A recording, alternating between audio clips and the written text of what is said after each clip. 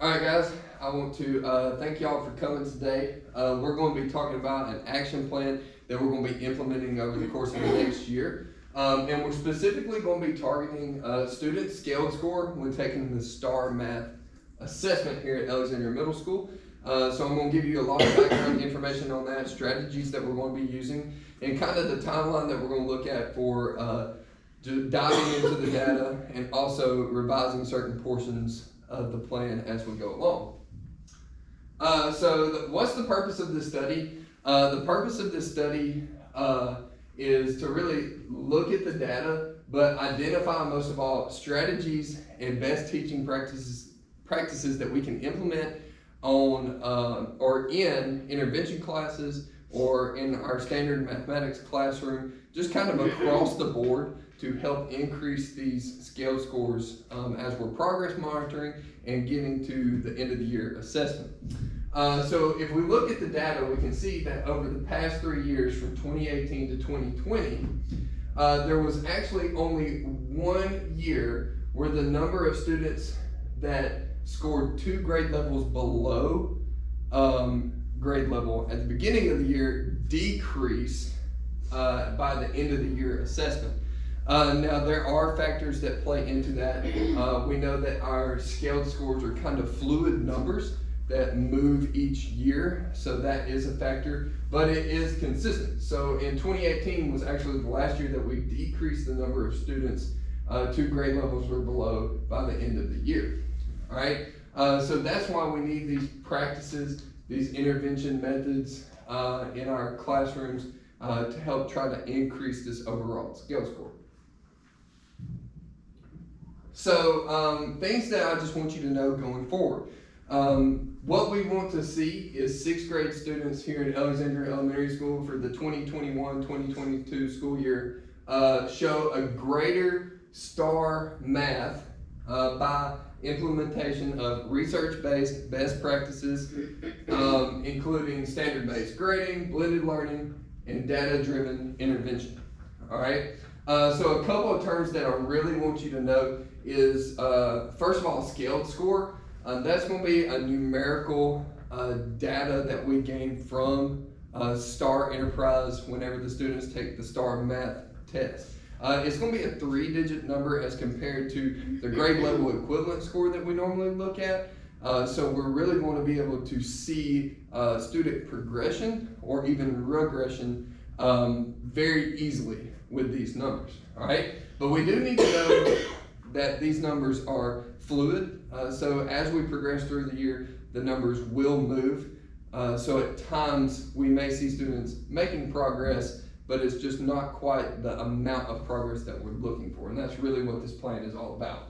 The second thing is something new that we're starting here is the standards-based instruction, which is an instructional system that is paired with a grading system that allows us as teachers to teach standards to mastery and to reteach those students that haven't mastered those standards until they reach that mastery, whether it's beginning and accomplishing that goal in the first 9 weeks or progressing through it all the way until the 4th 9 weeks until we finally mastered that standard.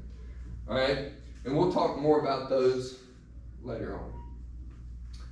So here are some ways that work. So just a little bit more data from us.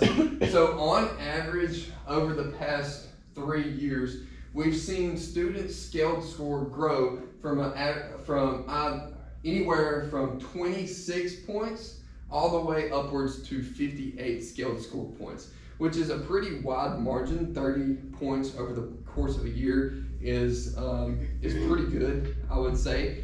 We normally do not see that many scaled score points increased over the course of just 1 quarter.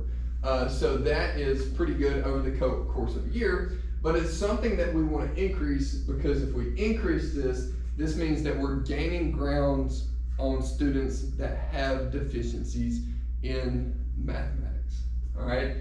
So proven strategies that we're going to use to try to increase these scaled score averages over the course of a year is the standards-based instruction that I mentioned earlier as a term that we need to know, which is grading students based strictly on mastery of standard. All right, so that means that we're going to, every time that we test and we take that data and use that information to determine the student's mastery of that standard. If they haven't mastered it, then we reteach them until they have mastered that. Another way that we have already implemented is blended instruction, whether it's through online resources like iExcel, Freckle, and also Khan Academy, which are resources that you really use on a daily basis already. Another proven strategy is going to be cooperative learning, which we use here and we call acceleration, cub period. It's probably had several different names over the past few years. But students will be put into multi-tiered learning groups, tier 1, tier 2, and tier 3 groups, and get individualized instruction based on the needs of that specific group. All right, so that's really the bread and butter there.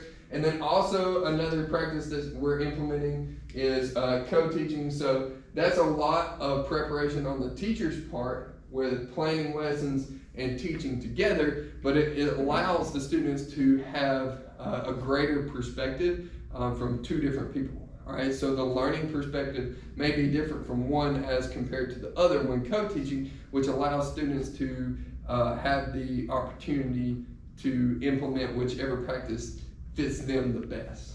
All right, so we're going to implement these proven strategies over the next year to really try to put into action this plan.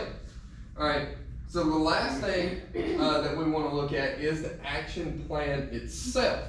So the action plan, this is a calendar of the full year of what we will be doing. It has all of our report cards on here, but just starting off, the main points that I want you to know. The beginning of the year STAR math assessment, where we get the basis of, or that first, round of data that we're going to look at to be able to put our students into these groups is going to come in August.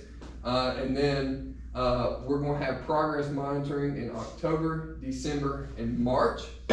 After each progress monitoring, we're going to meet as a team, as a group, to revise our cooperative learning groups, because as we know, students may move from one tier to the next, throughout the school year.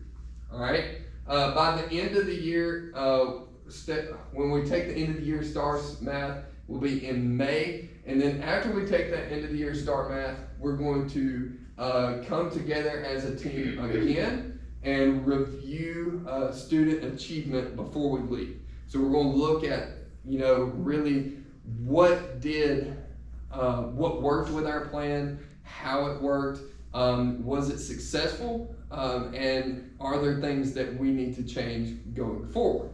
All right, and so you'll get a copy of this right as school is beginning that will give you all of these dates and when we're taking the different STAR tests. In August, we'll build our cooperative learning groups and really and truthfully break down and implement this program in the actual mathematics classroom and then also during our acceleration. So if there's any questions right now, we'll take questions and then I'll give you some references that you can go to if you want to maybe have a little bit more information. Is there any questions? No? All right. So some references, if you want to know anything more about maybe standards-based learning, question effectiveness that we may be talking about, relationship of math scores as far as literacy scores go. All of these are great resources that will be shared with you in the future. So if you will just read over those, familiarize yourself with those, that will just help in the implementation of this plan. So I just want to thank y'all for taking a few minutes to listen in and just let's work hard and do this together. Thank you. Seriously, I was going to ask that